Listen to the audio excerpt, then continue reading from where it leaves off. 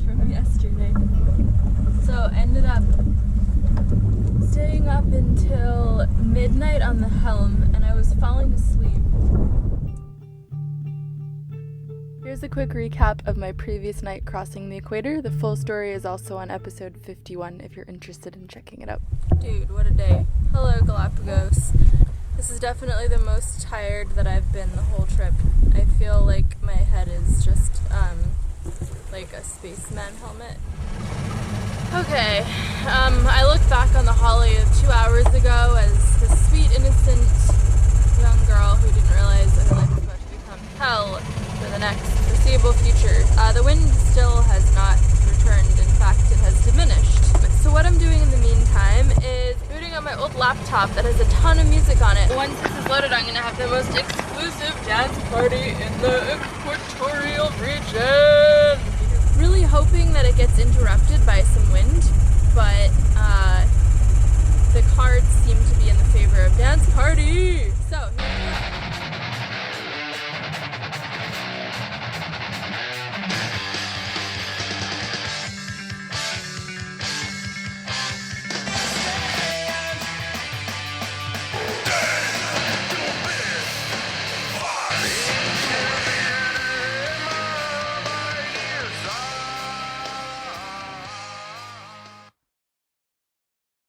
Ended up staying up until midnight on the helm, and I was falling asleep, and I was leaning back against the railing there with my feet up, and it was so cold. I had my Fowley jacket on, all curled and cuddled up, and my legs were cold, so I took my working jib and I wrapped it around me, and I also kept the dew off.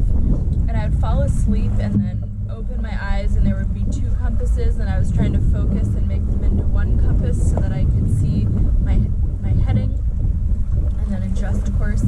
And then finally a tiny breeze sprang up at around midnight, and I was able to get the wind vane going, and I went down inside the cockpit and I totally wrapped myself in the sail over and around me, and I kept one arm free for making course adjustments, and I slept like that for about 2 hours until I felt confident that my boat would steer in a straight line, and then I went below.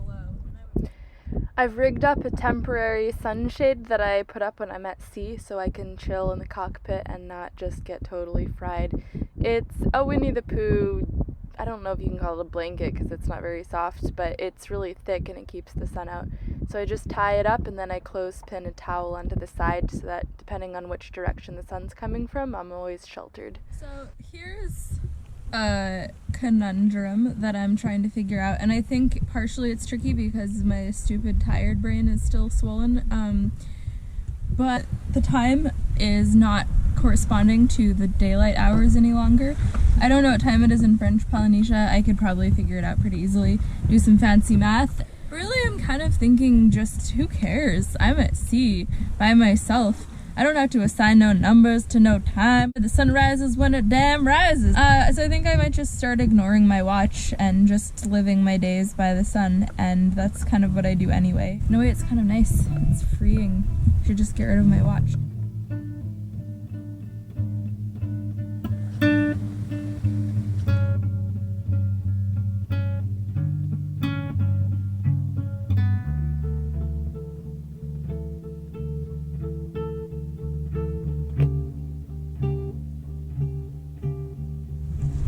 I don't think you can tell through the camera, but the sails are actually pink with the sunset. It's so beautiful.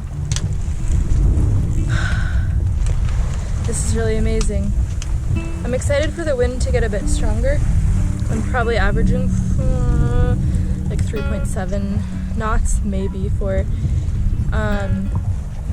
It should, in another 30 miles, get stronger, but right now the wind's kind of dying down, which sometimes does happen as the sun sets and then it picks up again. So I'm hoping that's the case. But it's just gorgeous.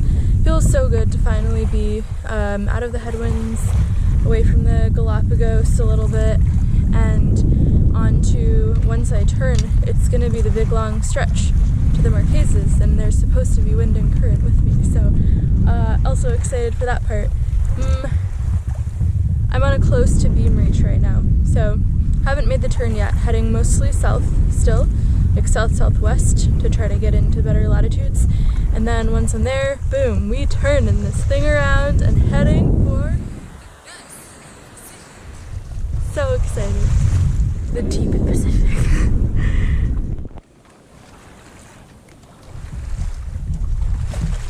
My patch is holding up pretty well. Oh, hi, buddy. Just hitching a ride. Hey, beautiful.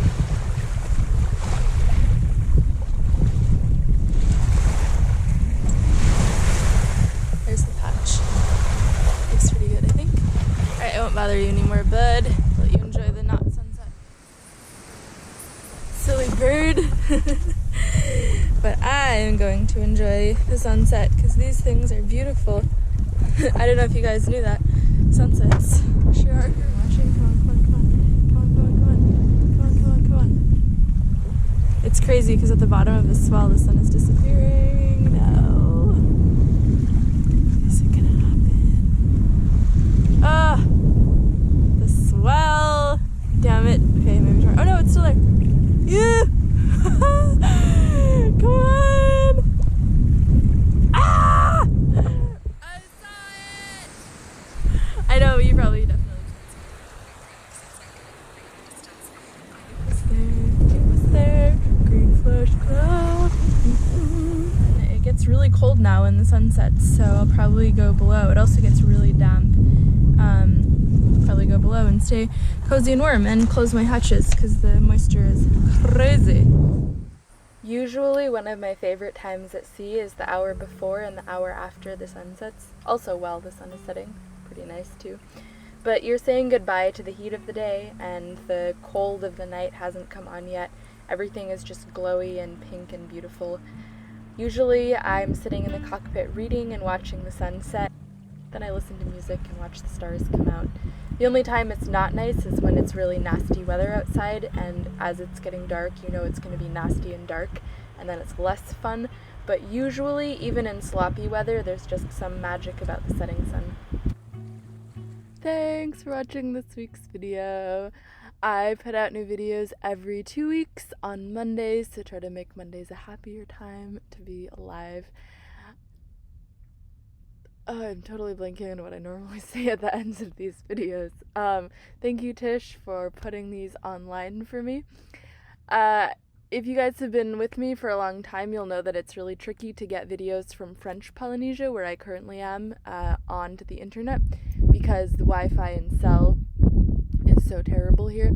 So what I've been doing is putting them on micro SD cards and mailing them to the States. But in really cool news, I met 2 guys from California who are leaving in a couple days to fly back to the States, California specifically, and they have agreed to take a micro SD card full of videos in a pre-addressed envelope back to the States and then mail it across the country to my sister-in-law so that she can upload them onto the internet for me. And honestly, even if that takes 2 weeks, it probably is faster than trying to upload these videos on the very slow upload speed. So, probably in a couple videos time, I'll introduce those guys to you. Obviously, I can't introduce them and show them bringing these videos on this video because this video will be on the micro SD card. You see where I'm coming from? If you want to see more of what I'm doing now in French Polynesia, check out my Instagram @BoatLizard, and you can see pictures and videos of what I'm doing currently in time and space. Thank you so much to all of my patrons. You guys are amazing. Thanks for making this trip possible for me. You really, truly are making this trip possible for me, though. I'm being serious. If you'd like to become a patron and support me on Patreon and get content every week instead of every 2 weeks, my Patreon is patreon.com/Hippie, and that's really cool. Otherwise, enjoy these videos ad-free. Thanks for all your lovely comments. I love reading them. Whenever I get internet, I always check my YouTube notifications and try to respond to you guys because I like hearing what you have to say. Alright, thanks for watching, and I'll see you guys in 2 weeks. Patrons, I'll see you in 1 week.